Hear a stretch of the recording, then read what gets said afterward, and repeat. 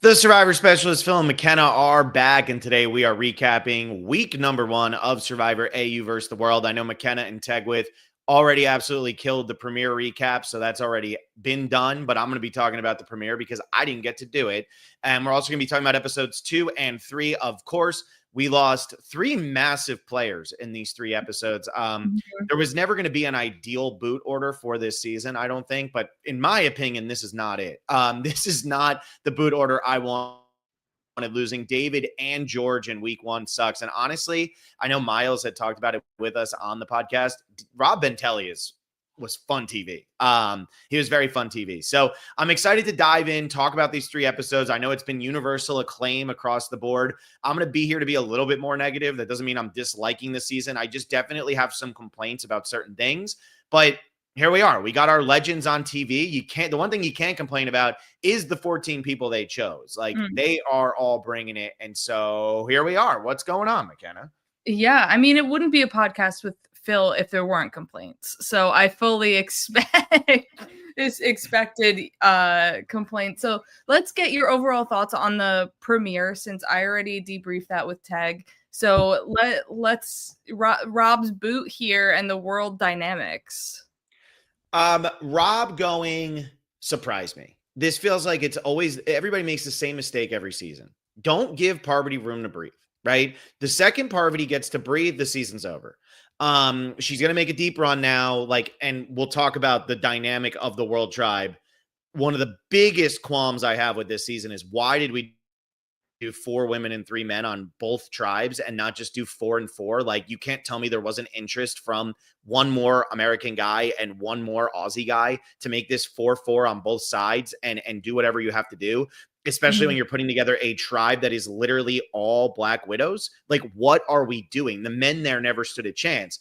But yeah, like, I feel like Rob was just so aggressive and just did so much wrong. And I didn't watch his season from Survivor South Africa. He was very entertaining here. I probably will watch his Survivor South Africa season at some point, but I think he just misread the room and misread everything that was going on. I thought the Deal or No Deal Island kind of twist, or the mention there, was pretty good. But at the end of the day, like, it ultimately didn't amount to enough. I don't know. Like, Rob going home, premiere, it had that legendary feeling. I love the opening shot of, like, they're at the airport and Shawnee's just walking across. Like, that's what the AU fans want. Everybody knows that.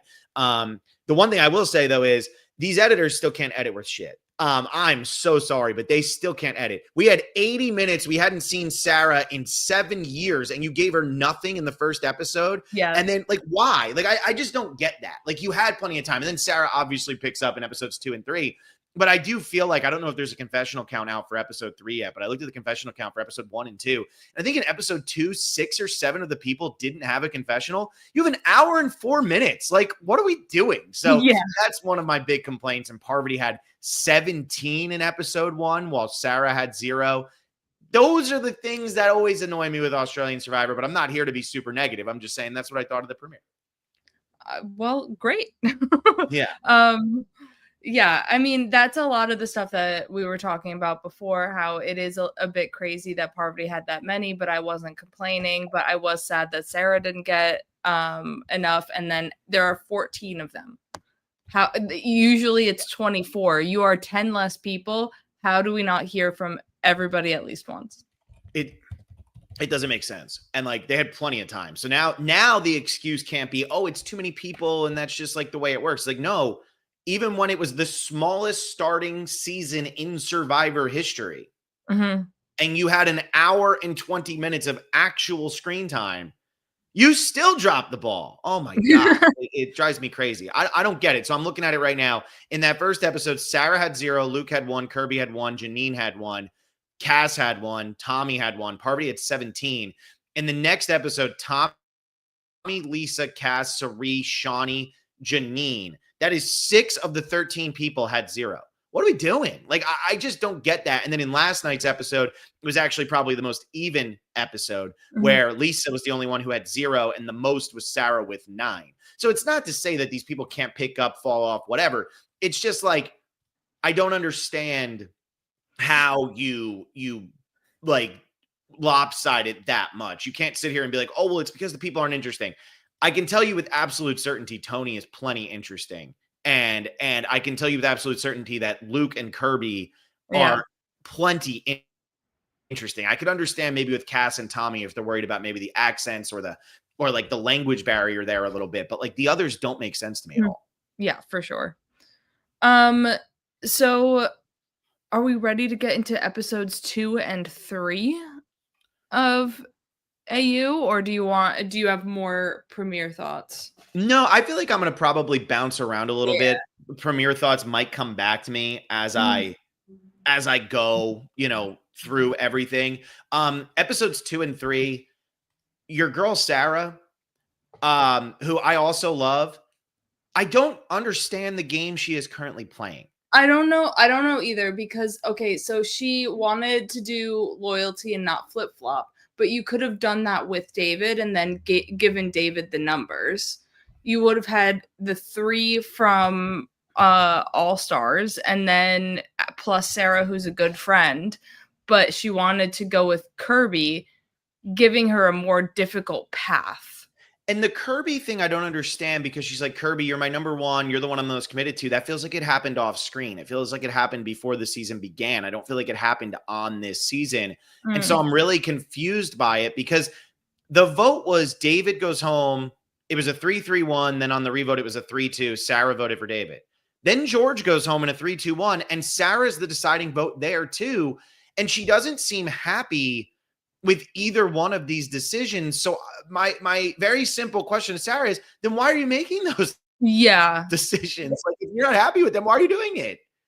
It feels like she's just getting pushed around and she needs some sort of shakeup. Otherwise, she's just going to get cut because if she keeps posing opposition to Kirby, I think we even got it in the preview for the next set of episodes that Kirby's like, Sarah is a little hurt at everything and I don't know how to deal with all this because she wants Sarah as a vote in her pocket, but at the same time Sarah does have a mind of her own and wants to try and do different things than Kirby, and their games are not aligning. Yeah, they're not aligning at all, and it's like that's what always ends up happening, right? People talk about this all the time with All-Star seasons, and we're going to see this now when we go and we watch Survivor 50. A lot of times with these All-Star type seasons, people say, I'm going to work with this person, and then things just don't work that way, right? Like I always think about Lex and Boston Rob is a great example of that in All Stars. It just didn't work out, right? Different things happen once you get on the island, and you have to go with the plan that makes the most sense. None of this made sense for Sarah, and that's the one thing I will say. Getting rid of Rob Bentelli, unanimous vote. Everybody on the World Tribe was on board with it. It made sense. The other two, look, fun tribal councils. Australian Survivor is always a good watch, except for that stretch in the first season and all of Blood versus Water. Like, it's always a good watch.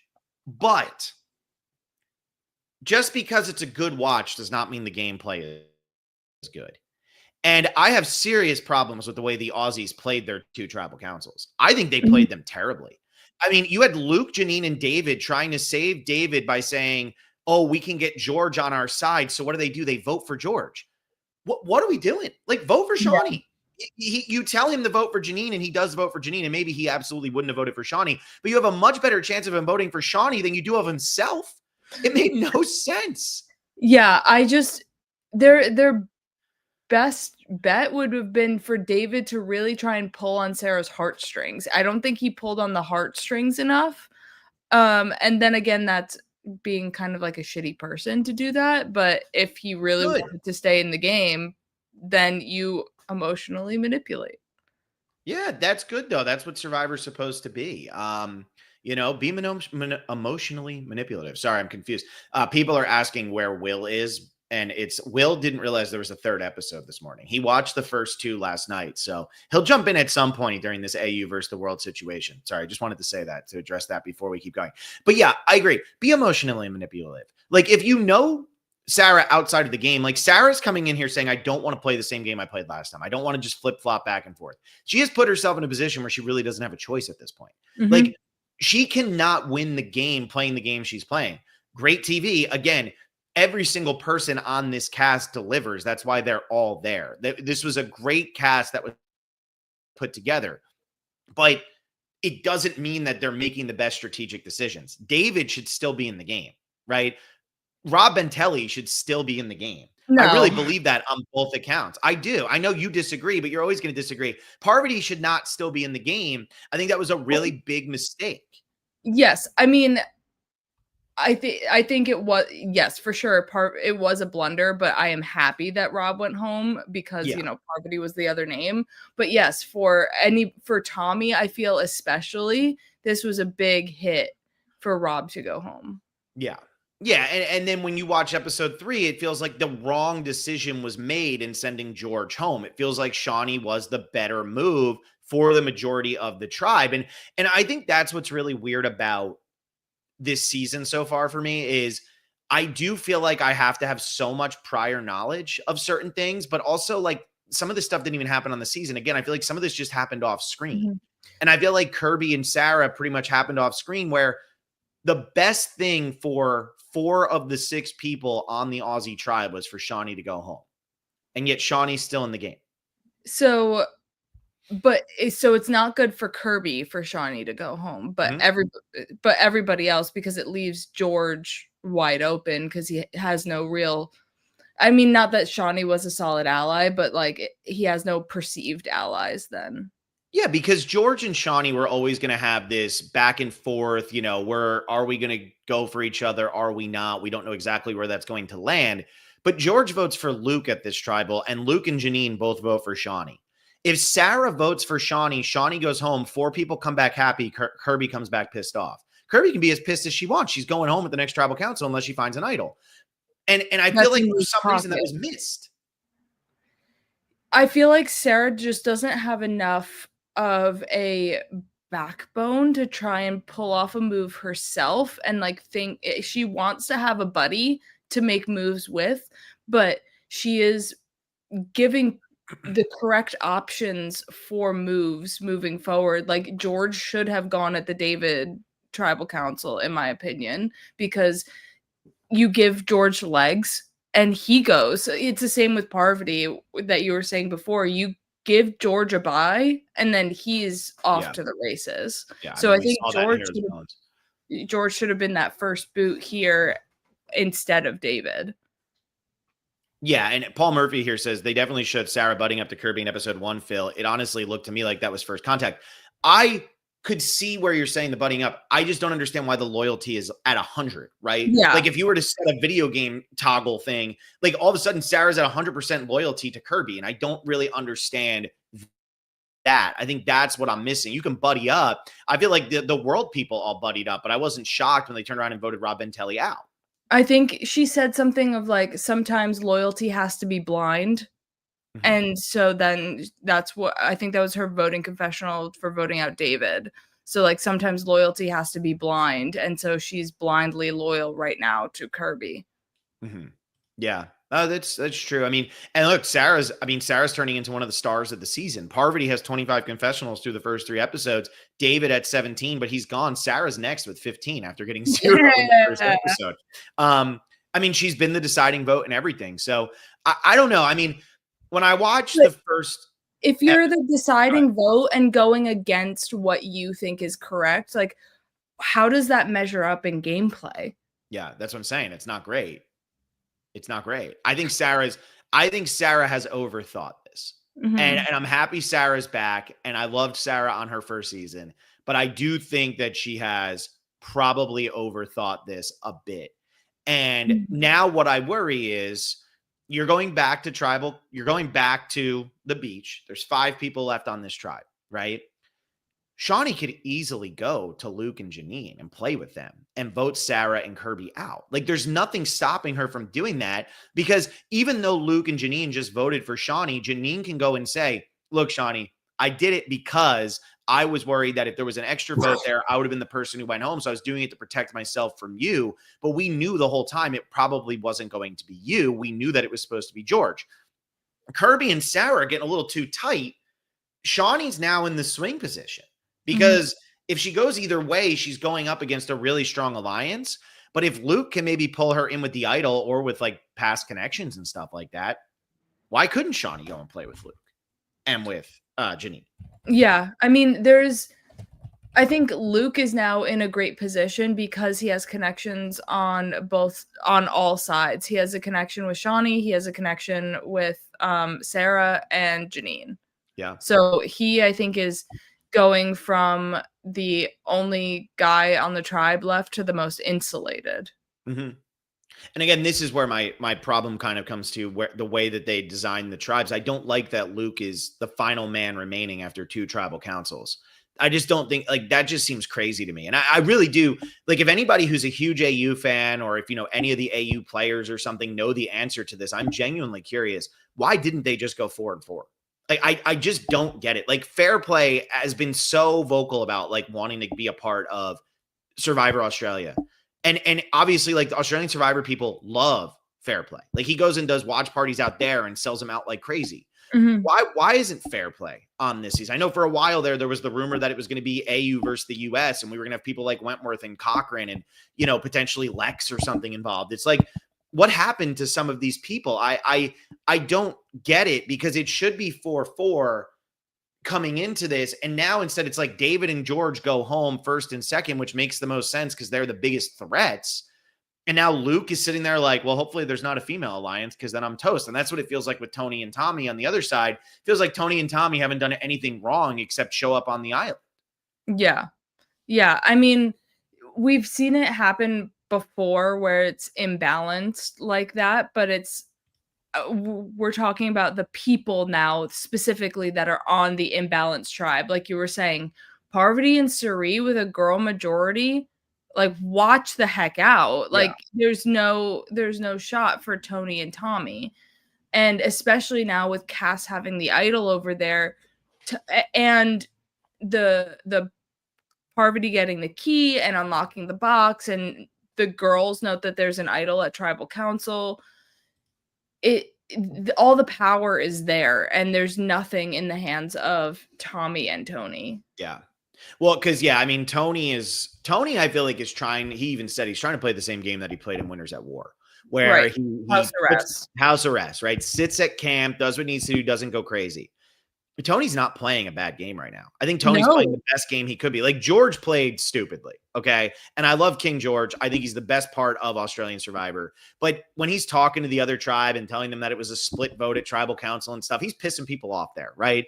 And honestly, no offense, George, I don't know how many people want to watch him walk around in his Australian flag underwear. Like, I don't know if that's like what It's people a swimsuit. want. What was that? It's a swimsuit. I know it's a Speedo, but he could have gotten a size bigger. Anyway, for me, it's like, when I sit there and I see what Tony's doing, I'm like, Tony's playing the game that Tony has to play. Tony can't do anything about it. Mm-hmm. And Tony came in with 3 strikes against him. He came in with a 4-3 female advantage, so he's screwed there. He came in with a 4-3 world advantage, so he's screwed there. And he comes in as the only 2-time winner. Everything is against Tony the second he walks on the beach. And look, if Tony comes in as the only 2-time winner, that's Tony's cross to bear at this point, right? Like, that's what Tony has to deal with when he comes and plays Survivor. But to stack the cards against him in those other ways too, to me, it truly does feel like Australian Survivor wants to they want to be the franchise that either gets Suri her win, Shawnee her win, or Parvati her second win. That's my opinion. That's what it feels like by the way this cast was set up. Or you're going to get one of the world players who now become world famous. But Cass and Lisa had a great first episode. I really didn't hear from her in the second or third. And Cass, again, like 2 confessionals in 3 episodes. I don't know her really at all. Especially with her being kind of the crux of this women's alliance, I feel, because Lisa is in with Suri and Parvati's in with Suri. Then Cass is kind of the one that could do something else. She could go with the guys if she wanted to, and she has the idol, so she has a lot of power. And to not have a lot of confessionals, maybe in episode 4 she gets something and gets like the ball moving on that, but I don't know. Yeah, like, who's bringing it to you right now? After the premiere, Lisa was bringing it for me. I loved Lisa, but now we didn't see much of her, but it was fun during the sandbag challenge with Parvati and Lisa being like locked in on each other and be like, you got this, Lisa. and she like struggled through that challenge. She was one who brought it for me. Obviously, I'm gonna say Parvati. Kirby has really been like masterminding the AU tribe, and from a position where everybody knows she has the power and they're not doing anything about it. Yeah, I think Kirby, James Barber just said it here. I think Kirby's by far the most impressive. That's how I feel. Mhm. She's coming in as the princess, as she calls herself. Everybody else is kings and queens and gods, and she's the Yeah. new one, right? I feel like she's playing good. I think Sarah's bringing it. Again, I don't think Sarah's made the right moves, but at least from a TV standpoint, she's bringing it. And Parv is bringing it, but Parv's not bringing anything different than I expected Parv to bring. I think that's where it comes to with this. So when I look at what has happened in these first 3 episodes, the 3 people who were out of the game might have been the 3 most entertaining people for those first 3 episodes. Like Rob was very entertaining, made a lot of mistakes, but he was very entertaining. David's always going to be entertaining. And then George is obviously always entertaining. When I look at who's left and I say, who's bringing, like Luke, I like Luke. I've always liked Luke on Australian Survivor. He's laying low right now, I feel. Do you think it's purposeful, or are we missing something from Luke? Has it been too long since he's played? Because I'm not getting the same Luke, I don't feel.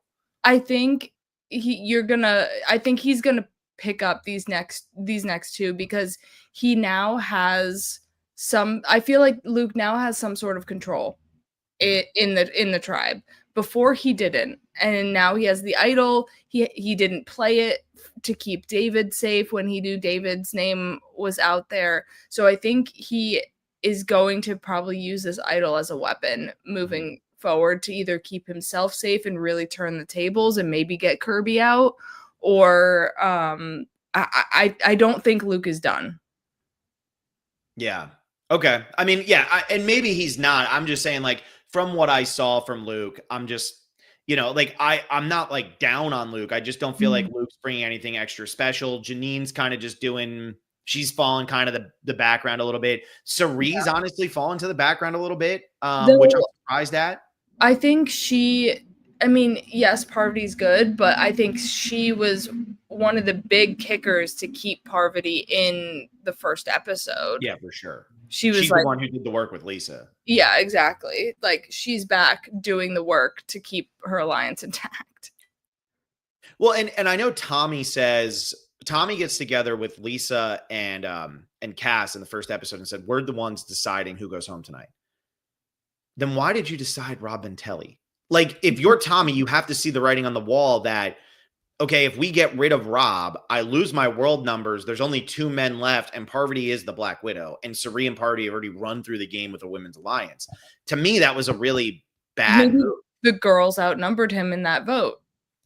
True. It would have been 2-3, and he doesn't want to divert from the world, from the non-US.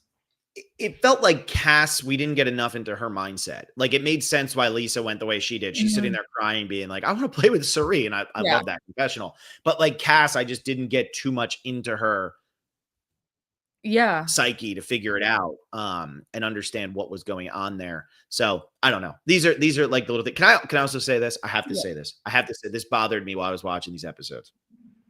Some players on this season have officially hit the point where they are acting in their confessionals, and I don't like that. Golden God, Parvati, George to an extent. They are, what's the best soundbite? I feel like I am literally watching them on their 3rd or 4th take after they said to the producer, like, did I do a good job here? It just, to me, feels a little stilted at this point, where it's like, that's something that bothers me with Survivor, because like, I like the reality aspect of it. Some of these confessionals, I'm like, oh, you've been thinking about that one, huh? Like, and especially David. I mean, David's like I'm a god. I have to go into the water and bend at my knees. Yeah. It's like, what are we doing? Like, I don't know. It feels a little stilted to me. And maybe and these are the people that they're showing the most of. So maybe it'll start to feel different to me as it goes on. Like Kirby doesn't feel stilted. Sarah doesn't feel stilted. Tony doesn't feel stilted. Cirie doesn't feel stilted. Parvati, the Golden God, and King George, they feel very stilted to me. Yeah. I mean, they're playing their characters for the confessionals. And so now it'll be interesting, now that it is just Parvati left. Are we still going to get that like stir the pot, mwahaha, keep Yeah. going, confessionals. Yeah. I know. We'll see what happens. Cause yeah, it does feel like I'm the Black Widow. I'm the Black Widow. It's like, we know, Parvati. We know. But that's also the storyline that she's being I given mean, she's based gonna on win. her circumstances. She's gonna win, right? Like, there's no doubt in your mind at this point. There was no doubt in my mind when she was on the cast. As soon as she survived that first tribal and now she's getting to this point, it's like she has a women's alliance. She's already talked about we're gonna have the women's alliance. Like Cass, Parvati, Lisa, Sari, that could be the final four of the season. Maybe Luke throws a wrench in it because he has his idol, but like that's it. I mean, Cass has an idol. Sari, Lisa, and Parvati are hanging out. Like, Yeah. I feel like Parvati's got this in the bag.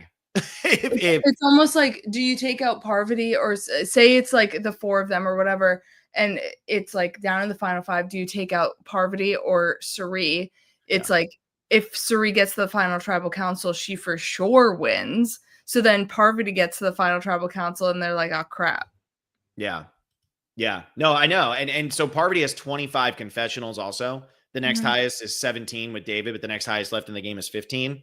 That to me also screams like, I know how AU loves to edit their winners, especially in recent seasons. Like Ferris is not hidden. Liz is a little hidden, but that's because she's with King George, who is not hidden. Like, yeah. And he goes so far. Yeah, for sure. I feel like if Sari was going to win, we probably have more than 6 from her after 3 episodes. But let's talk about the challenges. Yeah, that's where I wanted to go next too. I love the challenges. I really do. I love these challenges. I think that the challenges on AU have always been, since AU started, they've always been significantly better than the US version.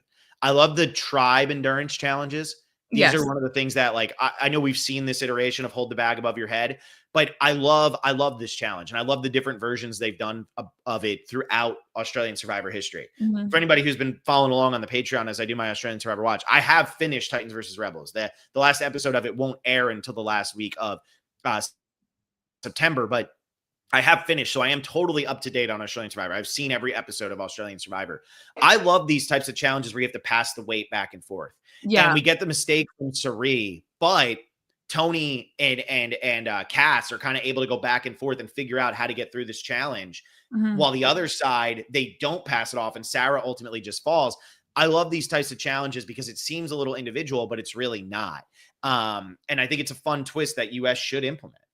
I love the dynamic of the world tribe here where Tommy, Tony, and Cass were all passing the bag back and forth and focusing on that, while Parvati and Lisa were focusing on each other and helping each other with both of their bags, because Lisa was struggling throughout the entire time. But the Australian tribe, who has done this before, are like, we have to all stay in even if we're struggling. And it's like, you have someone like Luke who has these big muscles. If you're like Sarah and fumbled the bag, pass it off to Luke, pass it off to a neighbor so we can shift some weight around. Shawnee was like in the challenge, but it seemed like she was just like had her hand on the bag and someone else was holding it. So it's like, utilize your people a little bit better, in my opinion, because they were just like running into the ground, where I feel like the world had a little bit better communication. I do feel like also Luke was cheating in that challenge. He kept grabbing the top, and I felt like the whole point was you had to grab like the bag. He was grabbing the part that was tied on, and he was holding it that way. This is a lot easier than this. Like, this is so much, because you're gripping, and that's like the whole point, is that it's a little bit bigger than your hand, so it's uncomfortable and everything like that. I thought Lisa was a beast in this. I thought she was impressive, because I guess Lisa's like 44 or 45. She's been impressing me for sure. I was impressed that the US tribe won this challenge, or the world tribe won this challenge without having Rob, because if they like, this felt like a challenge where it was like, oh crap, we should have kept Rob in the game. We really screwed up. But hey, guess what? Yeah, there you go. James Barber. I love Tony shading Rob after every challenge, saying who needs muscles. The other side got rid of David too, and that was probably a mistake. If Shawnee goes before that, they probably win that challenge. Yeah, exactly. And the other challenge, I was surprised that the world won as well, getting rid of Rob, because it was like so many legs. Like, I feel like with the US challenges, it's like pick 2 things out of that second episode challenge, and that's what we do. And so now the US players are having to go through this gauntlet of a challenge. Tony is having to hurl these sandbags so far. I feel like US sandbags do not need to go that far ever. No.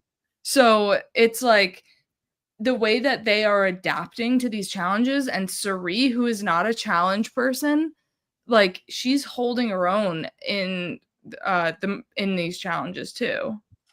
I think that's like my favorite part about the challenges is that they are truly testing your physical capabilities. Like if you're better at something, you're going to have a better chance. And I think the US version has kind of gotten away from that. Obviously in this last season 48, we did see some challenges where like David was like, I have the biggest biceps and triceps, so I win. But I do feel that US Survivor has tried to get too evened, like too backyard game with some of them, where it's like, look, if you throw poorly, you might lose this challenge because you don't throw well and you don't have anybody on your team who can throw well. Whereas US Survivors, like everybody can reach that, right? It kind of feels like everything US Survivor is related to that first challenge they did on this season of them going down the slide and then throwing at the bell, which is right there. Anybody can do that challenge. I appreciate that it's like Tony and Tommy almost blew this challenge for them, but they eventually got there. I appreciate that there is more physicality in the physical portions of the game, lifting the blocks and everything like that. Like, I like that. And when they're throwing those bags in that first challenge, like that's, or when they're slingshotting, like that's a tough slingshot. Like you got to be good at that. And I think that that's where it should be more of a test of what your physical capabilities are. Just like with the advantages and the twists and everything that US Survivor wants to throw in, they're really trying to test your strategic abilities. So yeah, I feel like the challenges are great. Like I love the challenges on the season. Yeah, and they seem more complex than US, but it's really just follow the line and you'll get through it because there's so many more like stations and legs than US. So I wonder how AU challenges also compare to like Finland, Quebec, South Africa, New Zealand too. Like are they in their home of like these bigger grueling challenges, or do they like kind of gear more toward US challenges with like this one physical thing and then a puzzle? Yeah, I don't know. Because I've never watched it, but I'm sure there's somebody in the chat who can help us out with that and let us know. I mean, when I look at Rob Bentelli and see that he won, I have to assume that there has to be something physical going on there because right. that is a big man right there. Yes. Then I look at Lisa and I'm like, well, maybe not. And Ryan Chan says New Zealand challenges were awful and low budget. I mean, Lisa says in this, like, I'm the one and only reigning champion of New Zealand Survivor because they canceled right after. You know, there is Australian Survivor definitely puts their budget towards their challenges, which is funny because there you go. James Barber, Rob literally won everything. They put so much money towards their challenge budget. I almost wonder if they regret not putting more money towards, like, putting a little bit less to that to keep JLP, because the ratings are up right now. Right. And I think it makes sense that the ratings are up. We're talking, this is AU versus the world. Like there is a legendary feeling to this. Yes. Even if I do feel it feels like a spinoff, which we'll get there, but it still feels like, you know, there's a legendary status here. They were saying that the ratings for like episode 1 or something were up 20-25%. And we don't count towards that ratings. I'm not watching it on 10 play. Like I don't count towards that. Wherever I'm watching it, Survivor AU is not like, oh, hell yeah, good job, Phil. You know, they'd probably be mad at me, but it's like when you sit there and you watch the episode and then you hear that, you say, well, do you regret getting rid of JLP as the host? Because maybe it's not JLP, maybe it's who you're actually casting on the show. And maybe you do need to do a little bit of this stunt casting and getting some US players involved. Because I'll tell you what, if Australian Survivor became AU versus the world every season, you got plenty of people to pull from. And even if you're taking newbies for Australia and the world is all returning players, I'd watch that. Yeah. So I know the Golden God has been announced, and that's why it was spoiled for me what happened in episode 2, because Survivor Australia's own Instagram account pretty much posted that the Golden God was back less than 3 minutes after the episode ended. But I feel like maybe getting rid of JLP after this season wasn't the right move. Yeah, and it's like, is the Golden God gonna be saying, oh, there's a whole lot of beef up there? Like JLP is just isms are grade A, by the way. Don't forget, it says grade A, as that gets said. So it's like, are his isms going to be there? Because then it's not Australian Survivor to me. Like without the stuff that he says. He makes the show different than Jeff's isms. Mm-hmm. Like Dig Woman is not going to appear on Australian Survivor. Yeah. Yeah. So I wonder what the Golden God is going to be doing as a host. Do they have to call him the Golden God, or do they call him Dave? Yeah. Or is it like GG, like JLP? Yeah, I know. GG. I don't like that. Good game. What else have we not talked about? Because I know there's plenty of things I still have to say, but I want to make sure we cover the big moments in the episodes before I say George's strong arm of to Luke and Janine, you have to vote for each other to save yourselves and try and be in an alliance with me. Like, I hated this moment from George. It feels like a different form of George, and like he was trying to play from the top, and it's like you're not on the top. Play where like play where you're used to playing. Yeah. It just felt like not that comedic or like, oh my gosh, I need to watch George play. The thing, bless you. The thing for me with George is George's whole MO is just create chaos, right? He does not care. He just tells so many stories that people don't know what's real and what's not. But I agree with Rico here. He was doing too much for no reason. I feel like George came out and he knew he had the big target and everything, and he wanted to overplay. And he still should have survived the second tribal council. He should have been in the numbers after the first tribal, because they should have told him Shawnee, and Shawnee should have gone home. What I also don't understand is why is nobody saying Kirby? Like the first episode that the Aussies went to tribal council, they should have said Kirby. Because if you feel like Kirby's playing that strong of a game, then go to Sarah and say, okay, just boot Kirby. She's not to be in the game anymore, and then you don't have to feel bad. Like, then you're loyal to us and you don't have to go back and forth. George with Paul Murphy says it here. Nope, that's not the one. This is it. What about the she's right there moment with Dave and Kirby? I mean, what the hell was he doing?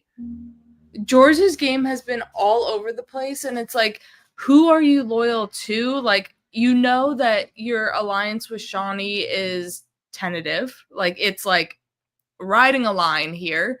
Wait, who do you think you need to align with? He thinks maybe the power bottoms are a thing. Like, I don't know. But David's already gone, so the power bottoms aren't a thing.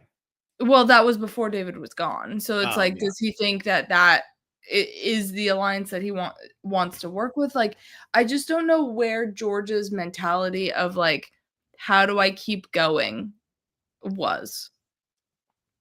Yeah, I don't know. And I'm sure George will never tell us the absolute truth, because George likes to play mind games with people. Yeah, for sure. Yeah, but I mean, Shawnee's dodging bullets like crazy. Shawnee should have won at the first tribal. She didn't. She should have won at the second tribal. She didn't. I know she didn't get votes at the first tribal, but my whole point that I said earlier of like, why were they voting for George when they're trying to get George on their side? It makes absolutely no sense. So Shawnee, I'm curious to see what she'll end up doing.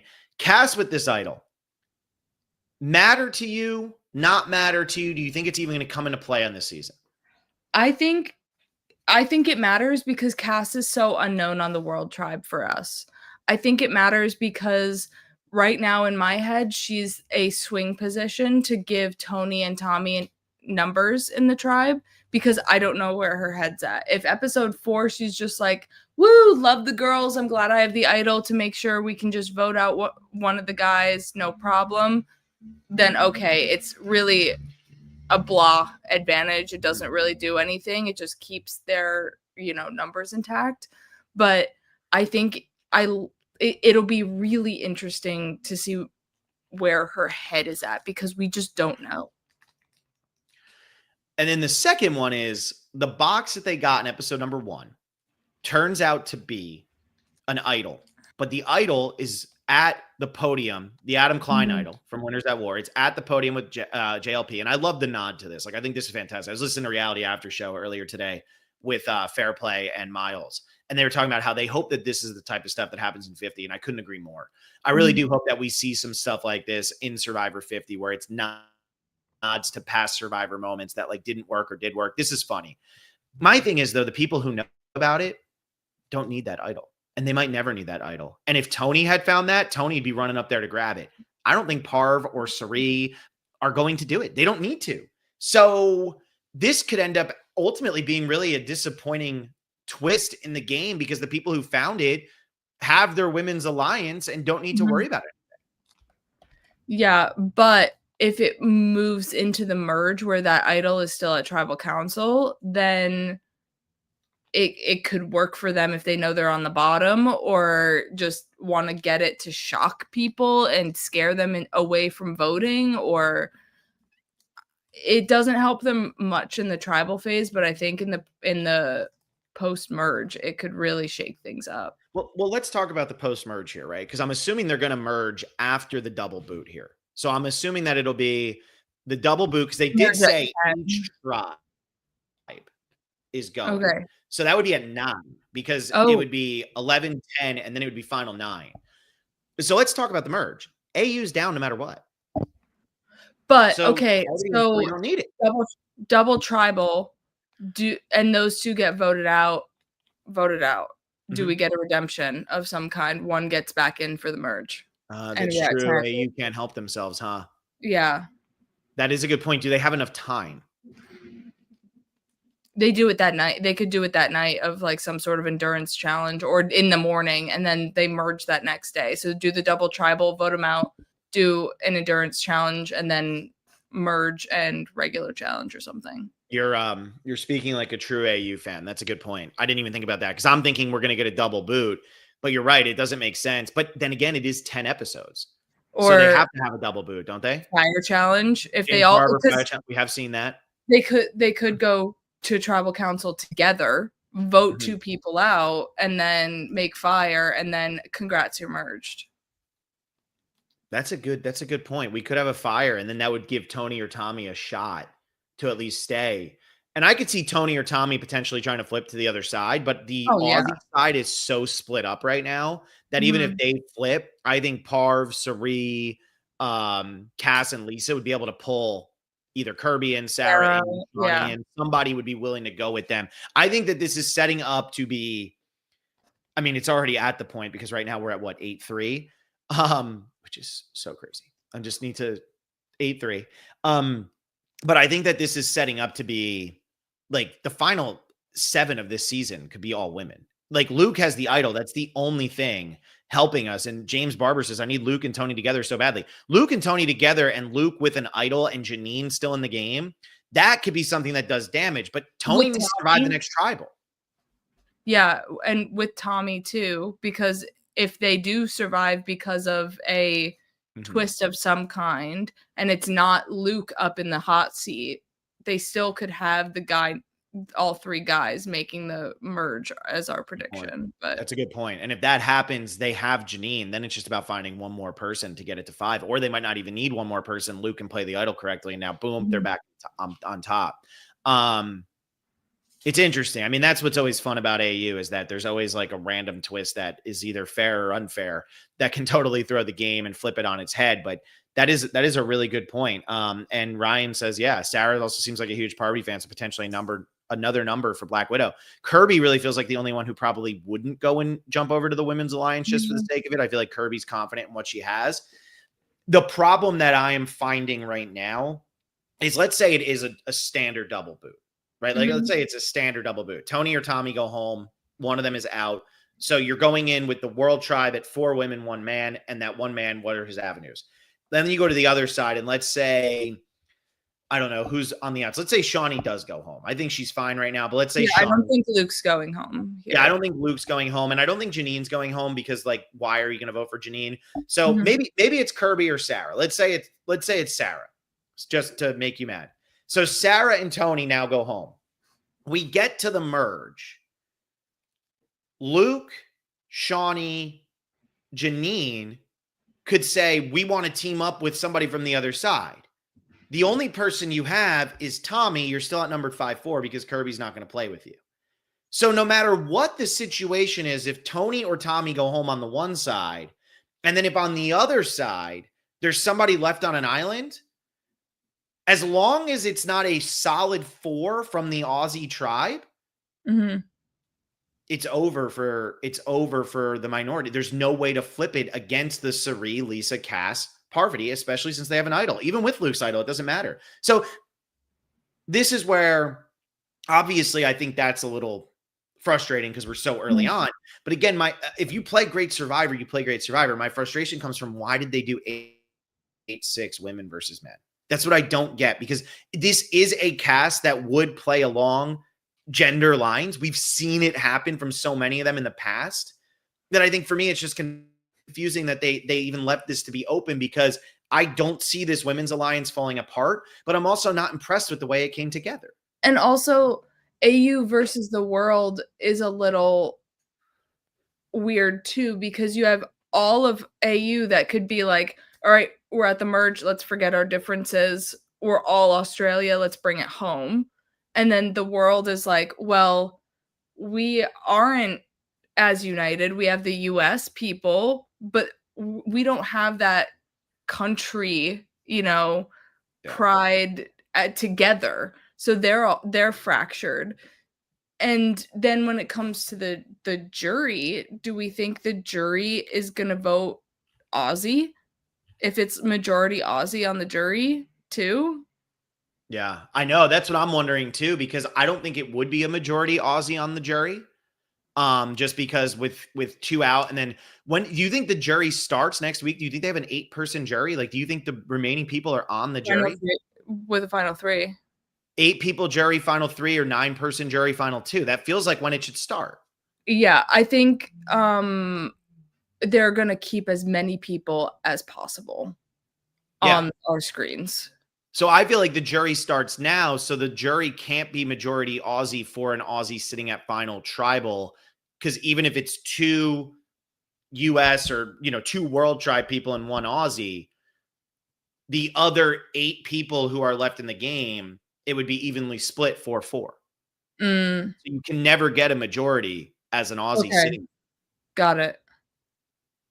Math. Yeah. That's why I keep you around.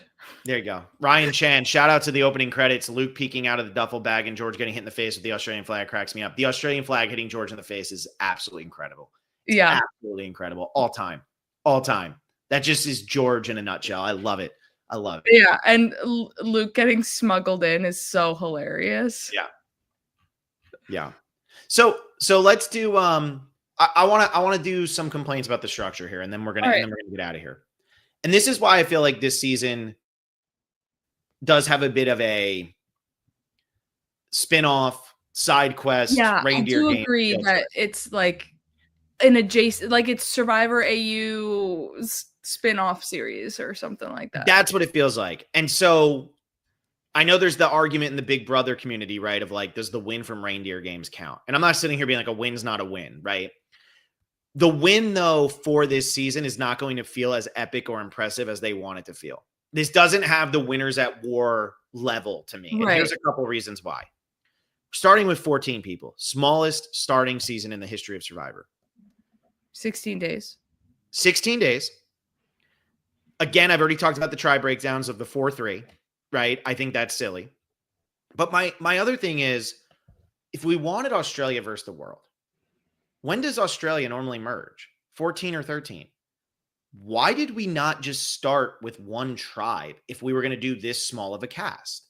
If we were only going to do 14, why didn't we just start with 7 Aussies, 3 Americans, 4 world players, all on one beach? And bring back the edge.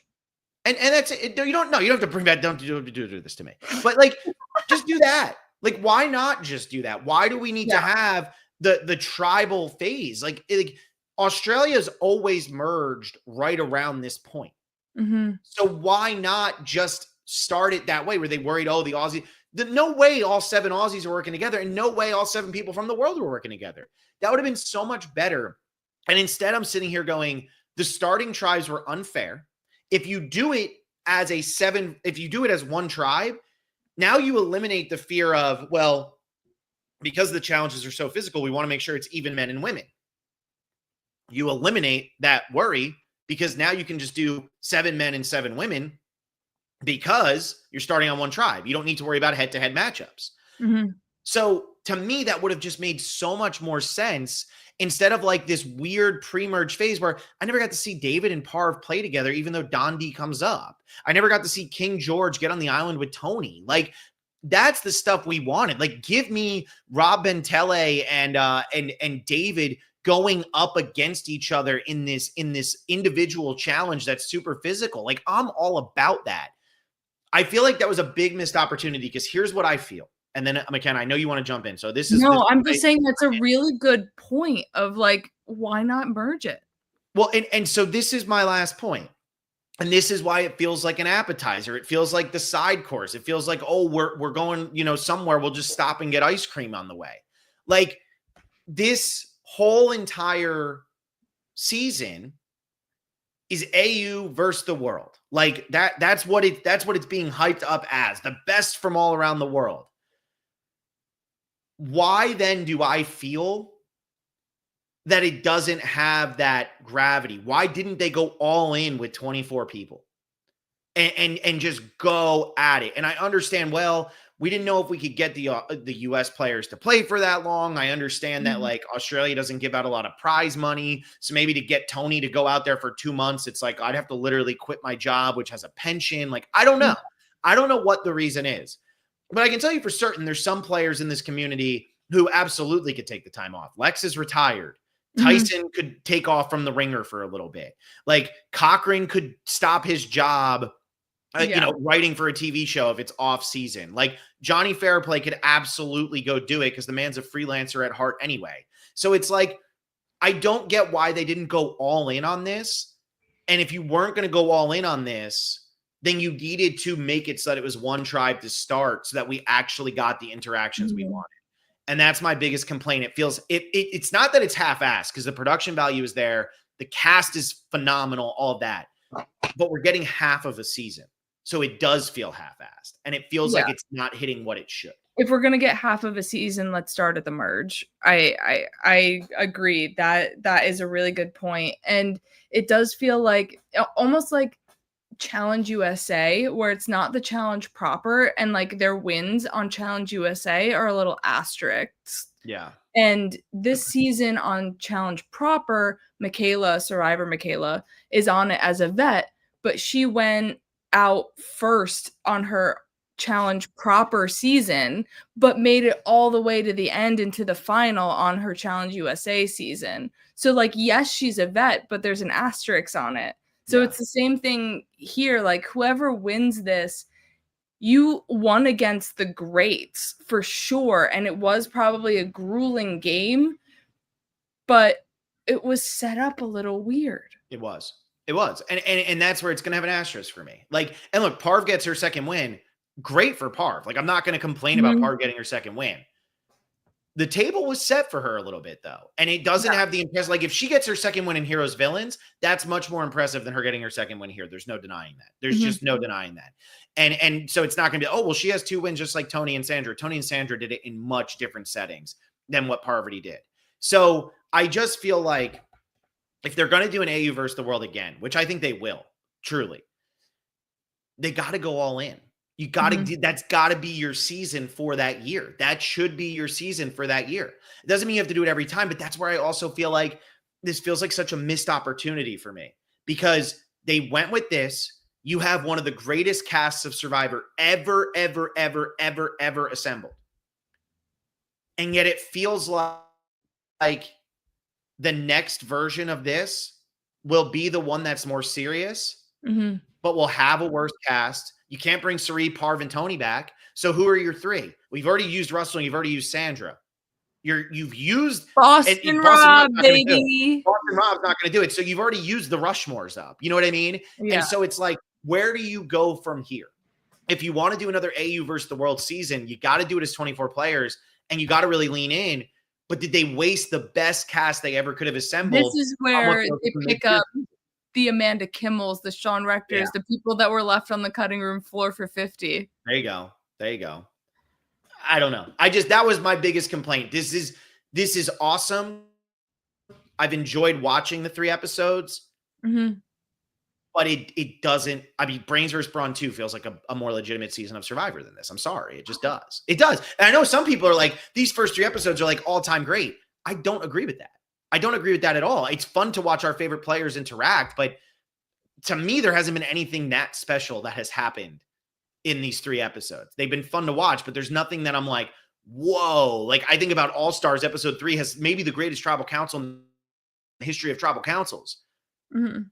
You know? So Yeah, that's just the premiere to me felt like, "Whoa, this is crazy," and then all of a sudden we start getting into the gameplay and people getting into their routines, and it's like we're seeing either the same stuff or the pieces that could be, new for us, like Cass, like Lisa, like Tommy. We're not seeing this. We're not seeing some people's confessionals from AU. So it's like, I want to know what's inside people's heads. Like, where's Shawnee at besides get rid of George? Yeah. Unless that is her only MO, but like she was like, all right, let's get in with the girls. But Yeah. what else? What else? Yeah. No, I agree. I totally agree. All right. Well, I might have another episode this week of AU versus the World. I'm not sure, like in terms of like another podcast. I know there's been some talk, so stay tuned. Follow us on social media just in case that's going to be coming out. Next week, the episodes are Sunday, Monday, Tuesday again. McKenna, what is I don't even remember. We got to talk about your schedule off the air. But I think we'll probably on Tuesday. Anytime on Tuesday. So we'll be back on Tuesday.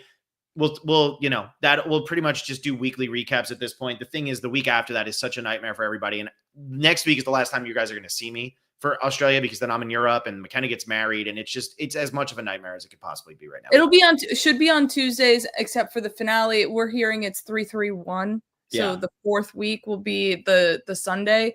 So I believe Tag and I are pretty set for keeping it Tuesdays and then go back to the Sunday for the finale like we did the premiere.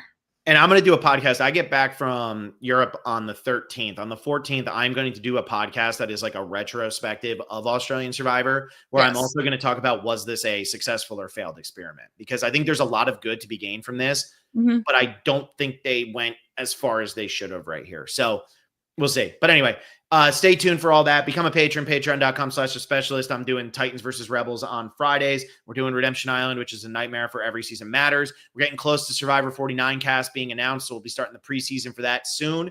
Teg Talks. Teg has her own podcast over on the Patreon. Her and Blake did takes today of There's No Such Thing as a Bitter Jury, which Parvati said her jury was bitter in Heroes versus Villains in the first episode, which is incorrect and again felt scripted and felt like it was very stilted. It's just wrong. Like, it's just a wrong statement.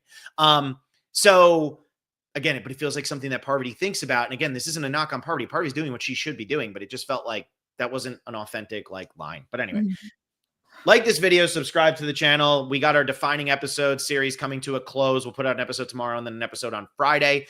And then next week we do our last one, which is the Rick Devens episode. No, it's the Christian episode. That's the last one, which comes out probably next Monday or Tuesday. We'll see about, when things happen. Anyway, that's it.